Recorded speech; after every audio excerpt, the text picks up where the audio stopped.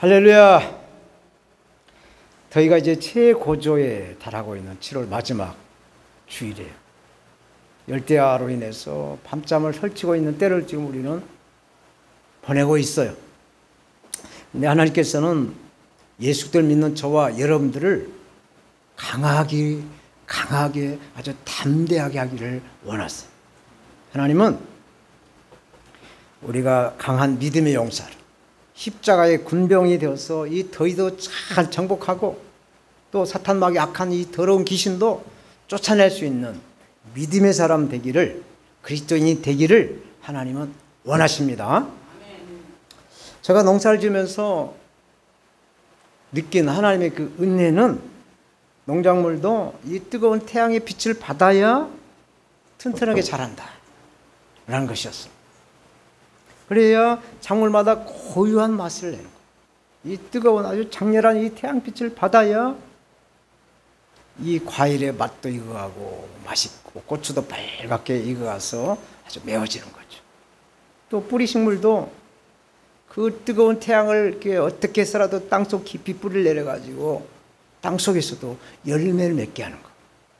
이것이 하나님 주시는 농사꾼으로서 농작물을 통해서 하나님 주신 은혜를 보게 하죠. 이와 같이 하나님은 이 세상의 빛으로 오신 예수 그리스도의 그 빛을 날마다 받고 있는 저와 여러분들에게 능력을 주세요. 더위를 극복할 수 있는 능력뿐만 아니라 우리를 괴롭히고 있는 사단막의 악한 귀신들을 쫓아낼 수 있는 능력을 주신다고 말씀하세요. 예수님 말씀하시죠. 누가복음 10장 19절 내가 너희에게 뱀과 전갈을 밟으며 원수의 모든 능력을 제어할 권세를 주었으니 너희를 해할 자가 결탄코 없으리라 말씀하고 있어요. 이렇게 덥고 습한 날씨가 계속 돼도 또 힘들어도 세상의 빛으로 오신 예수 그리스도를 믿는 우리는 강하고 담대한 그리스도인으로 서가고 있는 것입니다. 로마서 15장 로마서의 이제 결론적인 말씀이라고 지난 시간도 말씀드렸죠. 믿음이 강한 자로서 믿음이 약한 자를 판단하거나 정죄하지 말고 도와주라는 말씀을 이렇게 쭉 하고 있습니다. 지난 시간에 한 마음과 한 입으로 하나님 곧 우리 구주 예수 그리스도 아버지께 영광을 돌리게 함이라 말씀을 하시죠. 오늘 본문은 이스라엘이 주신 하나님의 약속이 이 믿음의 자손과 함께 이방인들에게도 또 이방인인 우리들에게도 하나님 말씀이 임하셨다. 그러므로 살아계신 아버지 하나님께 찬양과 감사와 영광을 드려야 된다라고 말씀을 하고 있어요. 오늘 본문에서 말씀하신 찬양이라는 제목으로 우리의 그 찬양을 합당히 받으실 우리 구주 예수 그리스도를 증거하겠습니다. 저처럼 우리를 있는 그대로 받아주신 예수 그리스도를 찬양하라고 말씀을 합니다. 우리가 가지고 있는 성경의 말씀은 나 자신을 위해서 말씀을 하고 있어요. 또 나 자신을 위해서 말씀함과 동시에 우리 믿음의 공동체, 교회인 우리를 위해서도 말씀하고 있다. 그러니까 이 성경은 나와 우리를 위해서 말씀을 하고 있어요. 그러므로 믿음을 공유하고 있는 교회로 우리는 하나님의 뜻을 실천하는데 세상의 빛과 소금이 되어야 된다는 것이죠. 그래서 우리의 목표는 선을 이루고 덕을 세워가야 된다는 것이죠. 여기서 말씀하는 이 선이라는 것은 하나님과의 그 윤리적인 관계를 뜻하고 덕이라는 것은 사람들과의 그 관계를 뜻하는 거예요. 그래서 하나님과의 관계도 좋아야 되고 사람들과의 성도들과의 관계도 좋아야 한다라는 말씀을 하고 있습니다. 그러므로 우리는 우리 자신보다 우리를 위해서 우리 서로를 위해서 기쁘게 하되 하나님께 기쁘게 하셔야 한다. 하나님을 기쁘게 해야 된다. 하나님을 찬양을 해야 된다. 하나님께 영광을 드려야 된다라는 말씀을 이렇게 하고 있어요. 그래서 교회가 하나 되어가는 길은 서로의 잘못이나 약점들을 용납하라, 받아들여라, 받아주어라 라는 말씀을 본문에서 하고 있어요. 7절 말씀 그러므로 그리스도께서 우리를 받아 하나님께 영광을 돌리심과 같이 너희도 서로 받아라. 지난 장마 때에 정말 극한 호우가 내려가지고 하천마다 물이 범람을 했죠. 그래서 많은 사람들이 농작물이고 뭐 집이고 뭐 이렇게 가재도 오고 다 이렇게 피해를 보고 또 많은 사람들이 죽어갔어요. 그뿐만 아니라 모든 쓰레기와 함께 범람한 물은 그 물이 다 어디로 갔어? 바다로 다 흘러갔지. 바다로 다 흘러갔어. 바다는 이 홍수로 오염된 많은 물과 함께 온갖 쓰레기들까지 다 함께 다 바다는 받아줘요. 그래서 바다를 받아준다 해서 바다를 헌지 않나 생각이 해봤어. 그래서 바다는 2% 3%의 소금으로 이 더러운 오염된 물을 정화해서 바다의 그 모든 생물들을 먹여줘요. 그 양분을 공급하게 한다는 것이죠. 그래서 이 바다는 지구촌의 사람들을 비롯해서 동식물들에게 필요한 미네랄을 공급한다. 바다에서 미네랄을 바다에서 공급한다. 특별히 사람에게는 이 5대 영양소가 필요하는데, 주식으로 우리가 먹는 밥이 탄수화물이죠. 탄수화물은 힘을 내게 하는 거죠. 밥을 먹어야 힘을 써서 일을 하죠. 그리고 단백질은 우리 몸에 근육을 만들어내고, 지방은 체온을 조절해줘요. 그리고 비타민은 우리 컨디션을 조절해줍니다. 그래서 철마다 나오는 야채나 철마다 나오는 과일을 우리는 먹는 것이죠. 탄수화물이나 이 단백질, 지방은 많은 양이 필요하지만 비타민이나 이 미네랄은 아주 적은 양이지만 우리에게 반드시 필요한 5대 영양소가 된다라는 얘기예요.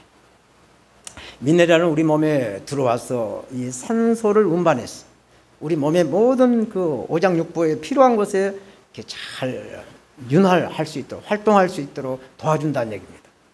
그리고 탄수화물이나 지방이나 또 이렇게 단백질 같은 것을 분해를 해가지고 필요한 것으로 이렇게 공급을 해줍니다. 전달한다는 얘기예요. 그래서 이 미네랄은 생기를 얻게 하고 활력을 갖게 한다는 거예요. 미네랄이 부족하면 맛이 없어요. 사람이 미네랄이 부족하면 메가리가 없어요. 사람의 그 고유한 사람의 그 인간미가 없어요. 식물도 마찬가지. 생기가 없고 맛이 없어요. 그래서 사람에게는 미네랄 부족하면 쉽게 피로가 오고 또 각질이나 생기고 뭐 빈혈이 오고 뭐 이런 그 미네랄 부족으로 이렇게 온다고 합니다. 이 바닷물로 만든 천일염 소금에 이 미네랄이 많이 들어있어요. 그래서 소를 키우는 목장에서 사료나 뭐 풀만 먹이는 것이 아니라 이 소들에게도 소금을 먹여요. 돼지들에게도 소금을 먹여요. 닭들에게도 소금을 먹여요. 제가 농사를 지면서 이 소금이 들어가야 맛을 낸다는 걸 알고 감자나 고구마, 무배추에도 소금을씩 넣어주니까 맛이 독특해요. 그걸 체험하고 있어요. 아, 미네랄이 좋구나. 그래서 이런 것들을 체험하고 있는 것이죠. 이렇게 모든 것을 받아들이는 이 바닷물은 뜨거운 태양열로 이 소금을 만들어내듯이 세상의 빛으로 오신 예수님은 저와 여러분들 이 빛과 소금이 돼야 된다라고 말씀하죠.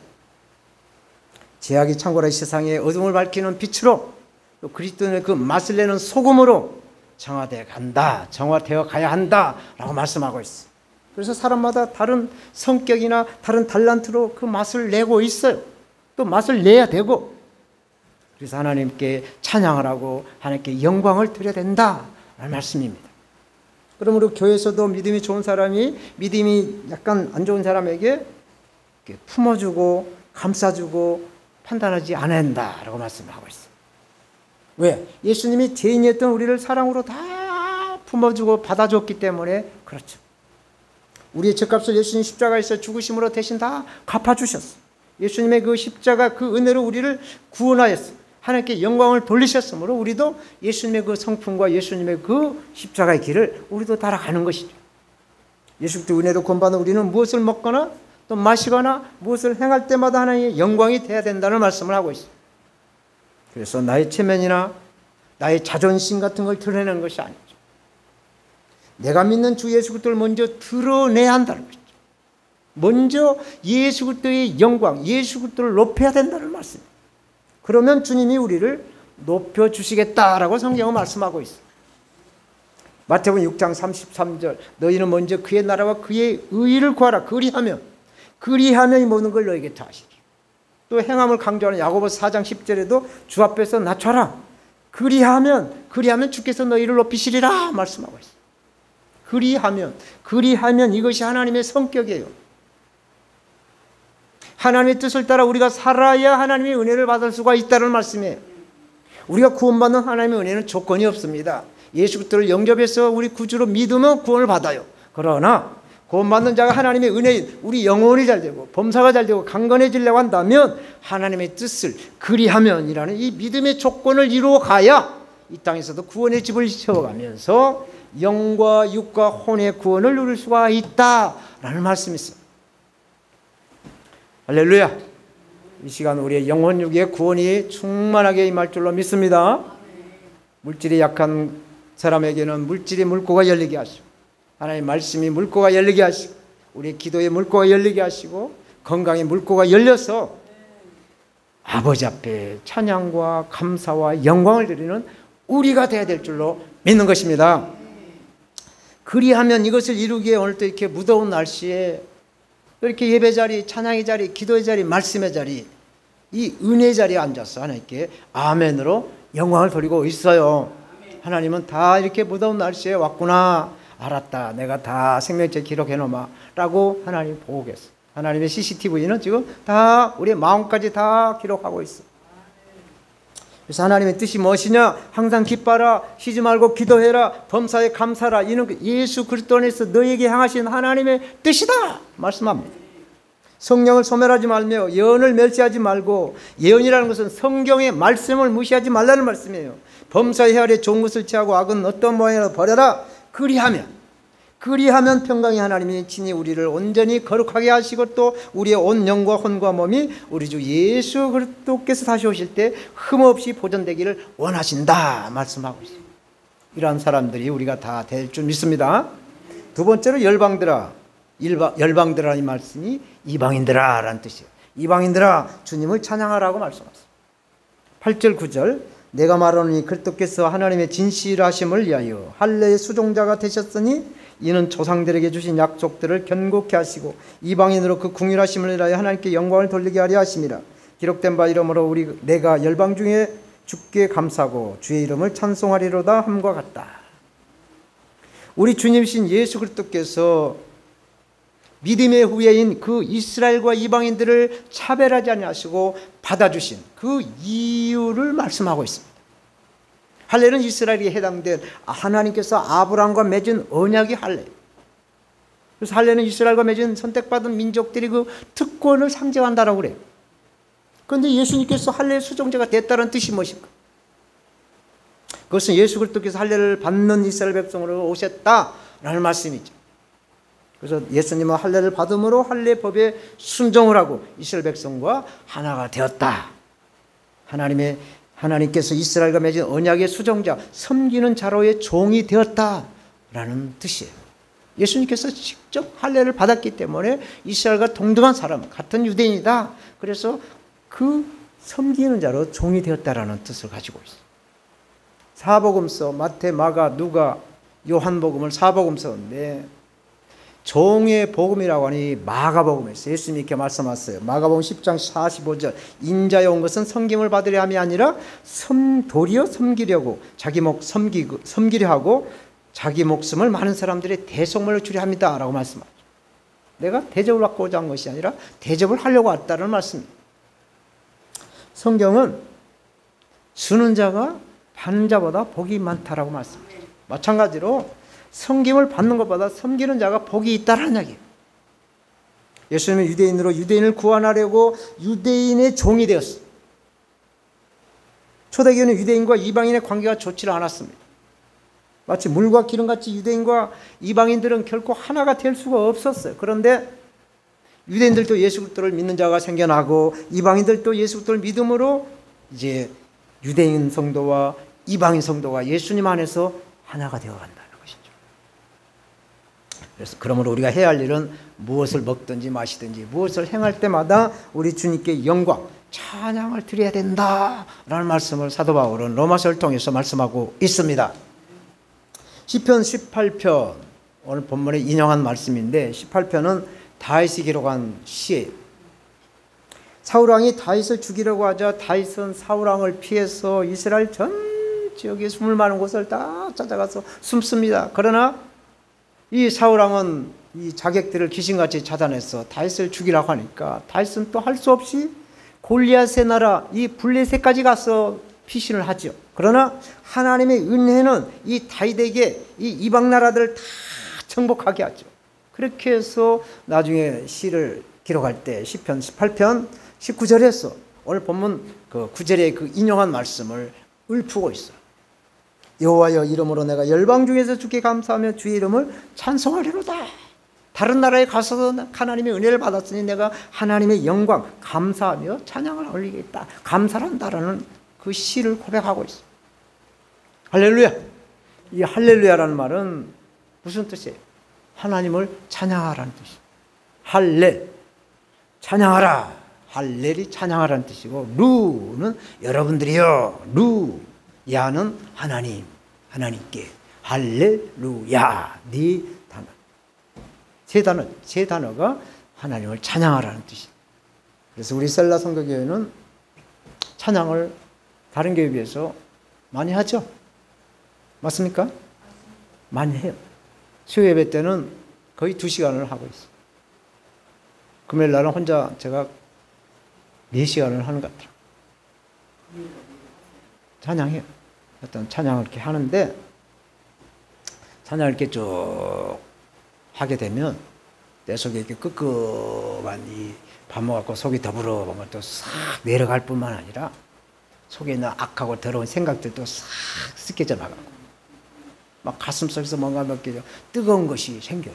내 심령에 뜨거운 것이 생겨요. 이 뜨거운 것이 있어야 이 악한 생각들을 녹여낼 수 있고, 이 악하고 더러운 바이러스를 녹여낼 수가 있다는 것이죠. 그래서 이 찬양을 통해서 하나님 주신 은혜는 하나님의 영광이 넘쳐나.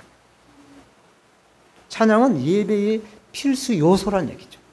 말씀 듣기 전에 뭐 준비 찬양 이런 것이 아니라는 얘기죠. 말씀 설교를 끝나고 뭐 디저트를 먹는 것처럼 이렇게 하는 찬양이 아니라는 얘기죠. 찬양 자체가 하나님의 부름이요 하나님의 영광이라는 거예요. 그래서 찬양은 하나님과 함께하는 것을 체험하는, 그 하나님과 함께하는 영광을 누리는 것이 찬양이라는 거예요.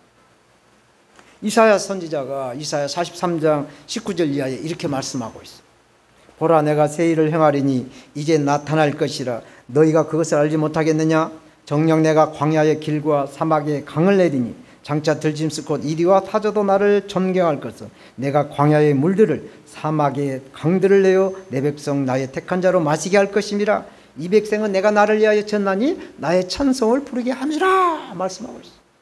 사막에서 강을 내고 사막에서 물을 내서 내 백성을 먹이게 해서 이 먹임에 이 물을 생수의 강을 먹음으로 인해서 하나님을 찬양하게 한다는 거예요. 하나님께 영광을 돌리게 한다는 목적이 하나님 우리 지으신 목적이라는 말씀을 이사야 선지자를 통해서 말씀해 주고 있어. 그래서 우리 찬양을 통하여 우리 영혼이 잘되고 범사가 잘되어 강건하시기를 예수님의 이름으로 축원드립니다. 오늘 본문 10절 11절 또 가로되 열방들아 주의 백성과 함께 즐거워하라 하였으며 또 모든 열방들아 주를 찬양하며 모든 백성들아 저를 찬송하라 말씀합니다. 열방들아 주의 백성과 함께 즐거워하라. 오늘 본문의 두 번째로 인용한 말씀은 신명기 32장 43절 말씀을 인용하고 있어요. 뭐 너희 열방은 주의 백성과 즐거워하라. 주께서 그 종들의 피를 갚으사 그 대적에게 보수하시고 자기 땅과 백성을 위하여 속죄하시리로다 말씀하고 있습니다. 이 말씀은 이방인들이 이스라엘과 함께 하나님을 찬양하게 된다라는 예언을 하고 있어요. 모세오경에서.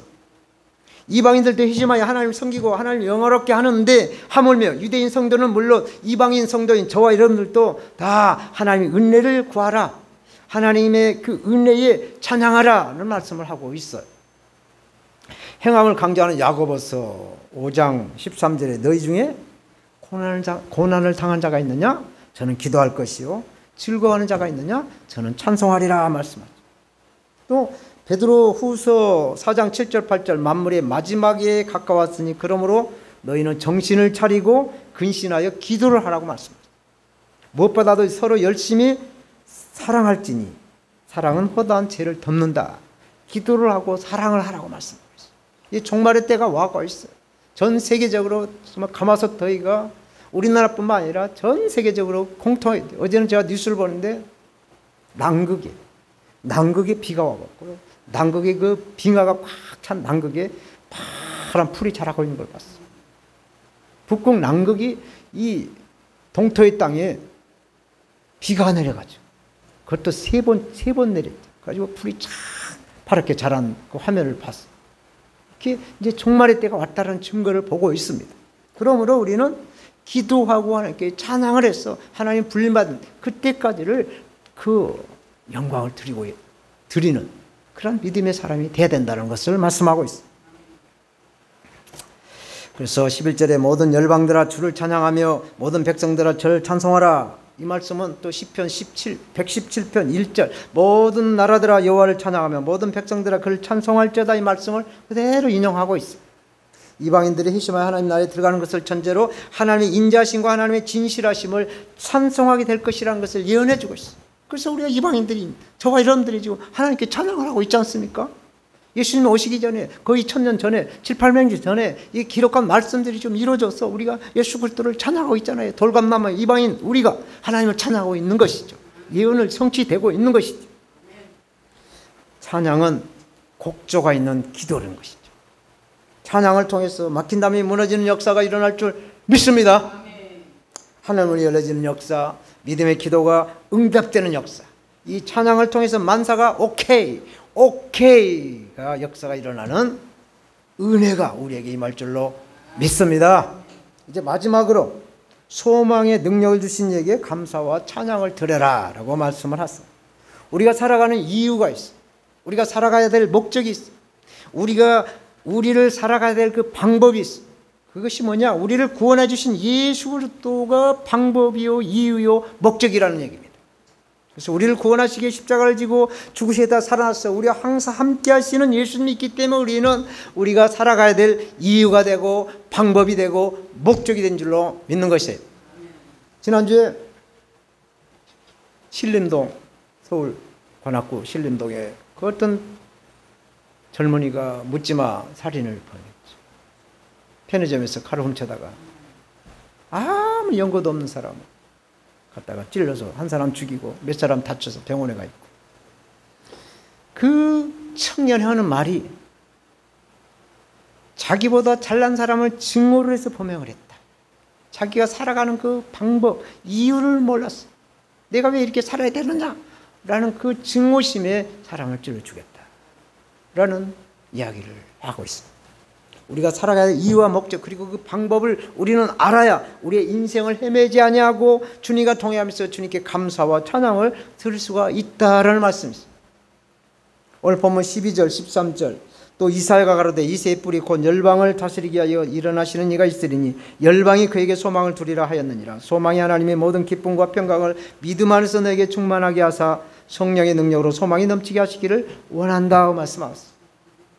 성경은 다윗의 혈통에서 메시아가 올 것이다 라고 예언하죠. 그래서 그 예언한 대로 예수 그리스도는 다윗의 혈통에서 유대 마을 중 작은 마을인 베들레헴에서, 그것도 가축들이 기거하는 그 마हु간에서 예수님이 오셨어요.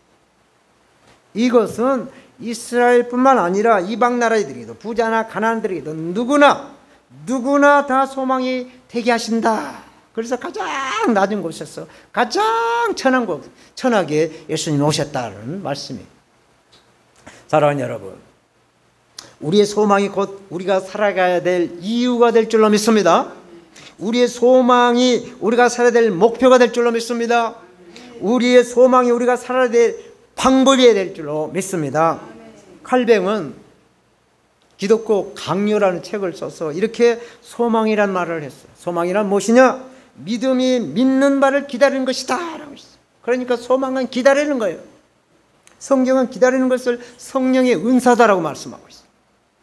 그래서 믿음을 오래오래 참고 기다려서 소망을 이루어 가셨어요. 사랑의 사람으로 우리 모두가 돼서 하나님께 영광과 찬양과 감사를 드리는 우리가 되어야 될 줄 믿습니다. 이제 오늘 본문에 대한 말씀의 결론을 맺겠어요. 영국의 처칠 전 수상이 있는데 이 처칠 전 수상을 영국 사람들에게 가장 존경받는 사람이 되었다라고 말합니다.